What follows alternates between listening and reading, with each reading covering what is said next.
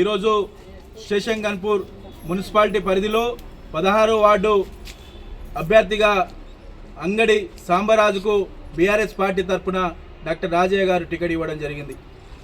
ఈ సందర్భంగా మేము ఈ కాలనీలో తిరుగుతూ ఉన్నాము.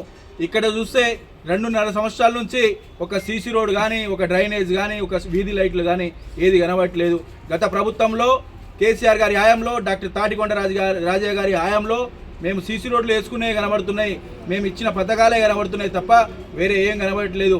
కాబట్టి ఈరోజు 16వ వార్డులో మన అభ్యర్థి అయిన అంగడి సాంబరాజుకి కారు గుర్తుపైన ఓటు వేసి మీరు గెలిపించాలని చెప్పి కోరుకుంటున్నాను. ఎందుకంటే ఈరోజు బీఆర్ఎస్ పార్టీ చేసిన పనులే జరుగుతున్నాయి.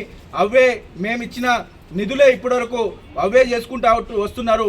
కాబట్టి ఏది ఏమైనా కారు గుర్తుపైన మీ కాలనీ వాళ్ళు, ఈ వార్డు వాళ్ళు అందరూ కలిసి కారు గుర్తుపైన ఓటు వేసి గెలిపించాలని చెప్పి మనవి చేస్తున్నాను.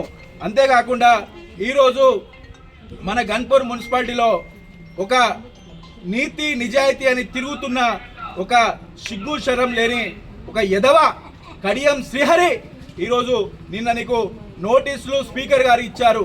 నువ్వు స్పీకర్ గారి నోటీసులు అందుకొని నువ్వు హైదరాబాద్కి వెళ్ళావు. కానీ ఈరోజు నువ్వు ఏ పార్టీలో ఉన్నావో చెప్తలేవు. ఏ పార్టీలో ఉన్నట్లు ఉండాలనో అదే పార్టీలో ఉండాలని చెప్పుకుంటూ ఈటి దాకా వచ్చినాము.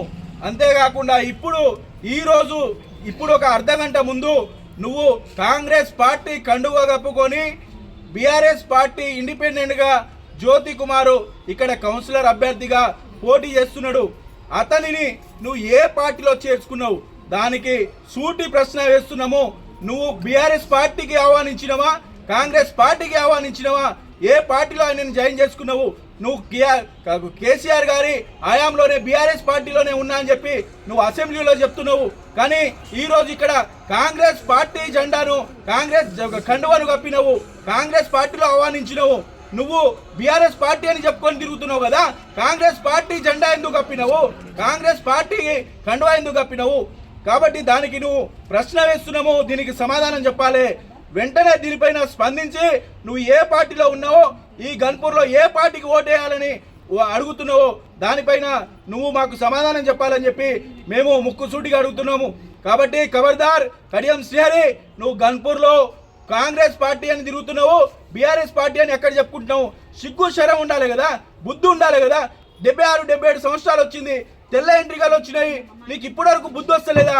నువ్వు రేపో మాపో పదవి అయిపోతుంది, ఇంట్లో రెస్ట్ తీసుకునే టైంకి, ఈ చచ్చిపోయే టైంకి నీకు ఇన్ని అబద్ధాలు ఆడడం అవసరమా? నిన్ను మేము భుజాల పైన వేసుకొని ఇంటింటికి తిరిగి గెలిపించుకున్నాము. కానీ నువ్వు ఈరోజు మమ్మల్ని అందరినీ మోసం చేసి కాంగ్రెస్ పార్టీలో పోయి చిన్న పిల్లలతో కూడా నువ్వు మాటలు పడించుకుంటున్నావు. మిమ్మల్ని మేము గౌరవించి మిమ్మల్ని గెలిపించినాం. కానీ నువ్వు ఈరోజు అందరినీ మోసం చేసి కాంగ్రెస్ పార్టీలో తిరుగుతున్నావు. సిగ్గు శరం ఉండాలి. నువ్వు ఈరోజు కాంగ్రెస్ పార్టీ కండువా కప్పిన జ్యోతి కుమార్కు నువ్వు ఏ పార్టీలో ఆహ్వానించినావో మాకు చెప్పాలని చెప్పి మేము నీకు సూటి ప్రశ్న ఇస్తున్నాము. కావున ఇప్పుడు ఈరోజు మేము 16వ వార్డులో తిరుగుతున్నాము. మాకు ఇక్కడ మంచి పాజిటివ్ రిపోర్ట్ ఉంది.